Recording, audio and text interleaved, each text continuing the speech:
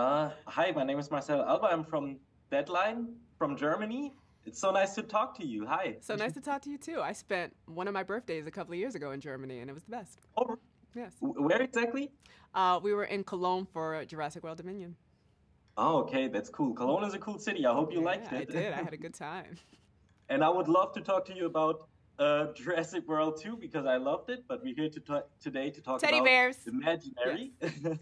So congrats on the movie first. I saw it last week and I really loved it. I'm a horror fan. I was scared. I was emotional. I was laughing, just a bit of everything. Great. What I really loved about the movie is that it's about creativity, it's about fear, it's about our childhood, a lot of themes that I think we all can relate to in some way.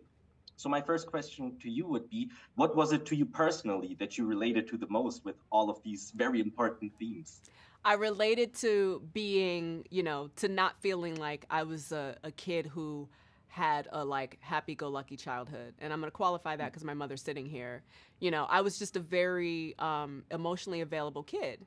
So the way that I experienced life and the way that I was experienced in the world in my childhood wasn't like the things that I was seeing on TV. The version for kids today, it wasn't kids opening toys on YouTube. You know what I mean? Like I feel like if I were a kid today and I were watching these like happy kids open toys on YouTube, I'd be like, that looks great. That looks wonderful. So I just really identified with, Jessica's story. And I really identified with, Alice's story. Just these, that notion of maybe having experiences in childhood, that are not wholly easy, and I don't think we see that a lot. Yeah, definitely, definitely. So, would you say that was also what you identified with your character the most, or were there other facets where you were like, yes, I want to portray her because that's so me? Yeah, there were, I do think I play a lot of very strong women, very capable women. Jeff he asked me, when we were meeting, he was like, yeah, the thing is, like, I've seen you very capable, but, Jessica, and I was like, oh no, Jeff, I'm ready to be soft, you know?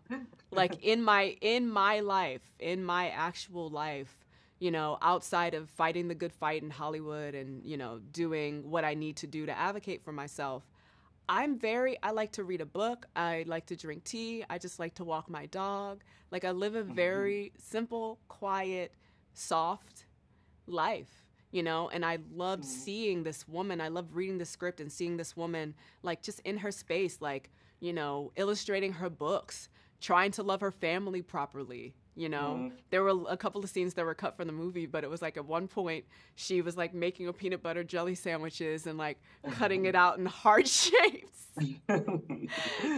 So it had that nice element of something that I haven't been able to do before, like a facet of me that people haven't seen.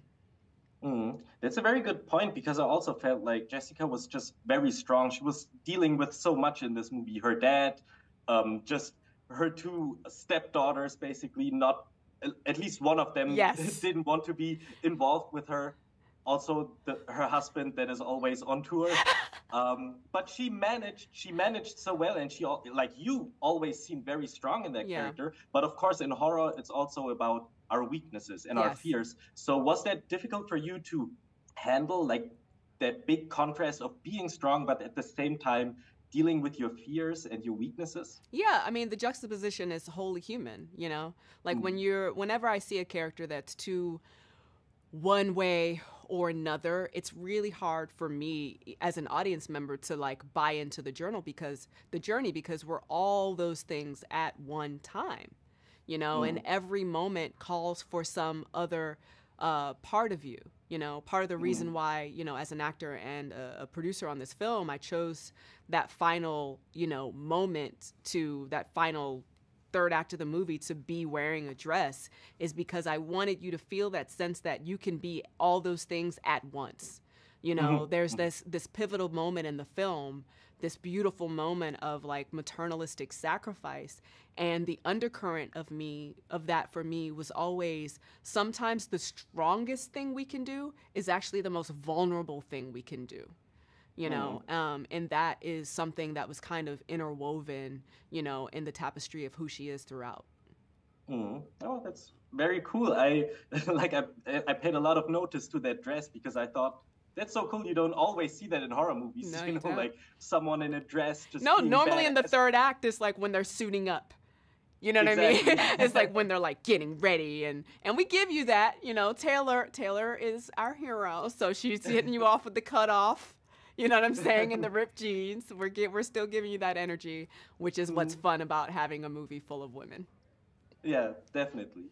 I also want to talk to you about your process because we see Jessica having like a process of dealing with her fears and kind of incorporating that into her story. Is that something you also did or generally do when it comes to approaching your characters? Huge nerd, enormous nerd, thorough nerd.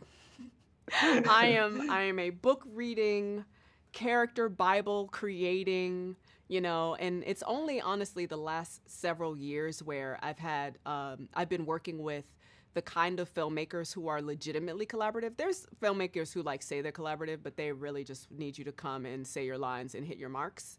And then there's the Jeff Wadlows of the world who, you know, you send your character Bible to, your lookbook. Everyone got the lookbook. Every department gets all the things, and you know, everything start to change. The costumes change, the set design changes, you know, the way that we constructed Jessica's children's book, you know, even down to the design of the curls in that character's hair, you know, all those things, it's particularly and especially because I was an executive producer on that, really get integrated into the fabric of the film. Okay, very cool. So somewhere out there, there's like a whole Bible about Jessica. Oh, yes. And how. I hope that one day we get to see it. Okay, and we only have 10 minutes, so I'll be down to my last questions.